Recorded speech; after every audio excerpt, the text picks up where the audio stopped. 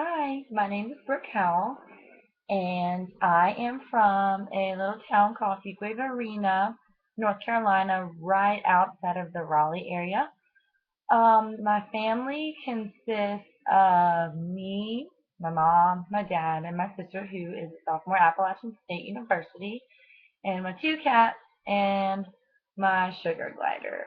Um, I definitely have to include my pets in there. I went to Fuquay High, and then I went to North Carolina State University to get my undergraduate in psychology. And I've always wanted to become a counselor, but I decided to take a year off to work and save up money so I wouldn't be over my head in debt. So I saved up money, and I worked at a preschool, and I worked at a restaurant for a year, saved up money. So I didn't have to take out that many loans to come to ECU, which is good.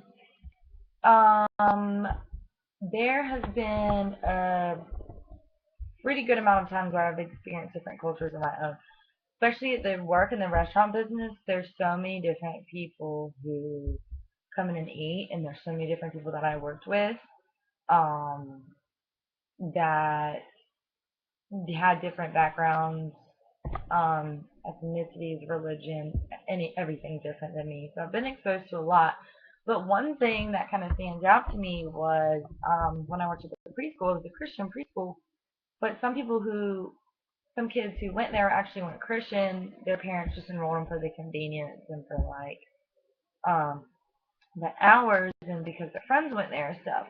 Well, we would do like a Christian preschool. We would teach them Bible lessons. We do a lot around Christmas, and we focus Christmas around Jesus. And there's actually one child who went there the year I was teaching there that was a Buddhist child, and it was kind of difficult to maneuver around. I mean, we explained to the parents that this is what we teach, but your child does not have to participate in the activities if he doesn't want to, or if you don't want him to. So I thought that was really interesting. That's where culture played a big part in their beliefs, and it actually kind of interfered with what we were doing. So we had to change a lot, but we had to change some, but it was only to make the family comfortable.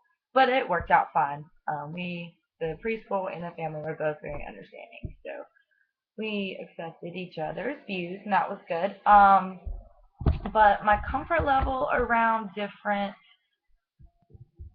cultures, I am pretty comfortable with it because I've worked like in restaurant and I worked with many different types of people. So I've grown more comfortable, but I can say I used to not be that comfortable because I was raised a little Southern family in the South. My school was predominantly white.